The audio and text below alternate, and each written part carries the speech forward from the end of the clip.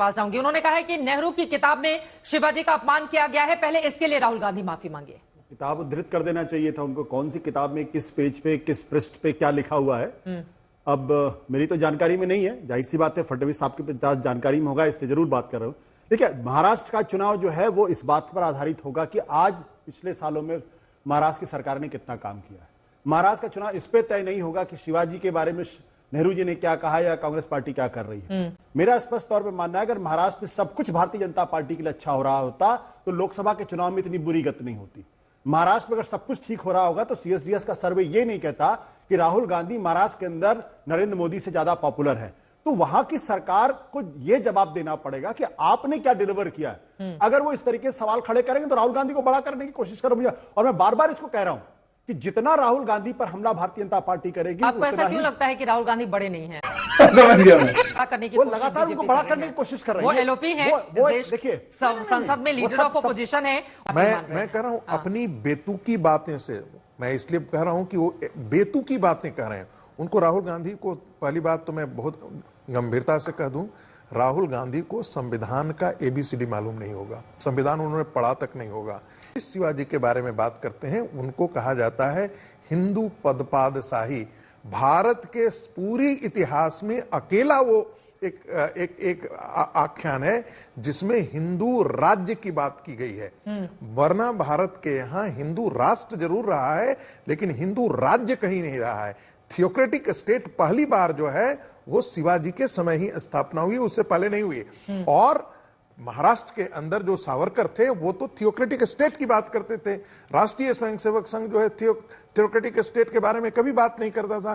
तो राहुल गांधी को वाकई यदि शिवाजी की बात कर रहे हैं तो हिंदुत्व के एजेंडे के साथ खड़ा होना पड़ेगा। भारत को क्या राहुल गांधी इस बात से सहमत है हिंदू महासभा से कि भारत को एक थियोक्रेटिक हिंदू स्टेट बना दिया जाए?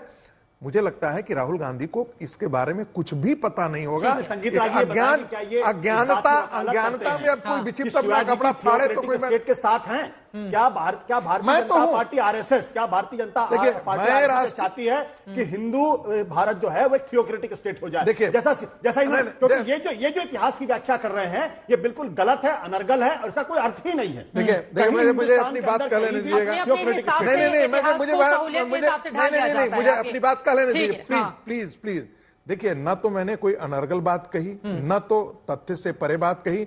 रहा तक रही मेरी बात, मैं चाहता हूं कि भारत को हिंदू स्टेट घोषित किया जाए। विदेशी ताकतों से सहायता ली जाती है, विदेशी ताकतों से सहायता ली जाती है। क्या आरएसएस की बात से सहमत है? क्या आरएसएस संगीत रागी की बात से सहमत? अरे भाई आरएसएस क्यों सहमत है? कोई आरएसएस आप जो बात कह रहे हैं, क्या आरएसएस भारतीय जनता पार्टी संगीत रागी की बात से सहमत है कि वो भारत को थियोक्रेटिक स्टेट बनाना चाहते हैं? कहता हूं, मैं तो चाहता हूं। आप पूछिए अभी शहजाद पूनावाला से, चाहता हूं शहजाद पूनावाला से पूछिए क्या वो संगीत रागी जो आरएसएस के आदमी है वो इस बात से सहमत है? अब मुझे पता लगा कि कांग्रेस पार्टी के ये घोषित प्रवक्ता न होकर के भी कांग्रेस के प्रवक्ता की तरह। वैसे तो यहाँ पर कुछ पैनलिस्ट इतिहास की किताबें लेकर आते हैं पर उनको नहीं पता नेहरू जी ने क्या बोला था छत्रपति शिवाजी महाराज के बारे में। मैं पढ़कर सुनाता हूं जी। शिवाजी, छत्रपति नहीं, शिवाजी के कुछ कृत्य जो कि एक ट्रेचरस किलिंग था बीजापुर जनरल का, किसका? अफजल खान के बारे में बोल रहे हैं। उसने उनको बहुत हमारे एस्टिमेशन में कमतर कर दिया। Nehru ji 1934, source Jawaharlal Nehru glimpses of the world, history Allahabad Kitabistan 1934 edition, discovery of India में भी बहुत कुछ लिखा है नेहरू ने। मुझे लगता है कि आप जब नेहरू जी के बारे में बातचीत करते हैं निश्चित तौर पर मैं उसको चेक करूंगा, मैंने देखा नहीं, मैं इस बारे में टिप्पणी नहीं करूंगा। दूसरी बात, मैं एक सवाल पूछना चाहता हूं कि गुरु गोलवलकर ने जो भारत के संविधान के बारे में टिप्पणी की थी उस पर भारतीय जनता पार्टी की क्या राय? उन्होंने कहा था कि और तिरंगे के बारे में कहा था कि ये तो अपशकुन है, इसको भारत के लोग कभी स्वीकार नहीं करेंगे। इस पर उनकी क्या राय है? वो तो ठीक है लेकिन वो तो किताब और पृष्ठ के नाम के साथ आपको जवाब दे रहे थे। आपने सवाल पूछा था, शहजाद जी ने जवाब दिया। दुनिया को मालूम है, बाबा साहब अम्बेडकर ने कहा था कि हिंदू राष्ट्र जो है ये देश के लिए सबसे खतरनाक है, हर हालत में रोकना चाहिए। अभी तो शिवाजी महाराज और पंडित नेहरू की बात हो रही थी ना, पंडित नेहरू और शिवाजी महाराज की बात हो रही थी। आपने सवाल खड़े किए, वो पृष्ठ के साथ आपको जवाब दे रहे थे। सरदार पटेल ने कहा था कि हिंदू राष्ट्र का विचार एक पागलपन है।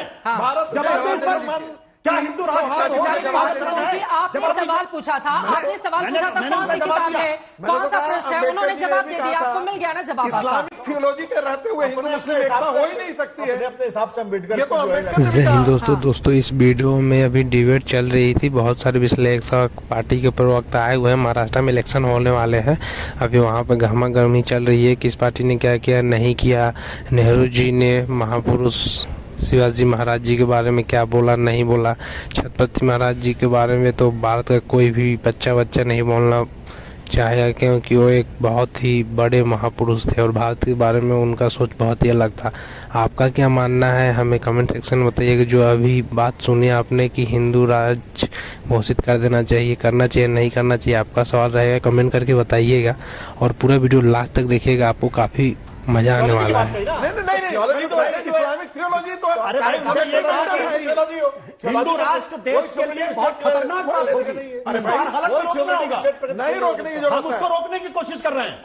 तुमसे ना हो पाएगा। अरे आप तो आग लगा दिया है। बाबा साहब अम्बेडकर आपने के तो देश को बर्बाद कर दिया। की बात है। राहुल मैं गांधी आपको जैसे कह रहा हूं, व्यक्ति को जो सरदार जातिवादी पटेल राजनीति को कहते हैं, खड़ा हिंदू कर रहा राष्ट्र पागल विचार है, है। आपने तो देश को बर्बाद कर मैं दिया। तो हत्या के बाद नेहरू ने कहा लेकिन इस सारे मुद्दे पर फिर से चुनाव होंगे क्या, मेरा ये सवाल है। ठीक है ठीक है, नेहरू ने किसने बोला? एक सेकंड संगीत रागी जी, आशुतोष जी, लेकिन आप बार बार कह रहे थे कि नेहरू जी ने कहा अपमान किया, मैंने तो कहीं पढ़ा नहीं, तो उन्होंने जवाब तो दे दिया है ना आशुतोष जी। हाँ, मैं जो सजाद पूनावाला कह रहे हैं, मैं उसको जाके पढ़ूंगा, पढ़ने के बाद मैं बात करूंगा। मैंने चूंकि नहीं पढ़ा इसलिए मैं इस बारे में कोई टिप्पणी नहीं कर रहा। बस हवा निकल गई। यही नहीं, अभी और सुनिए। ठीक है, आशुतोष जी भी बोलना चाह रहे हैं, उनका ऑडियो तो ले सकते हैं हम लोग। बोलिए आशुतोष जी। पर एक सवाल पूछना चाहता हूं, क्या भारत सरकार ने अभी तक हिजबुल्लाह को आतंकवादी घोषित किया है, आतंकवादी संगठन?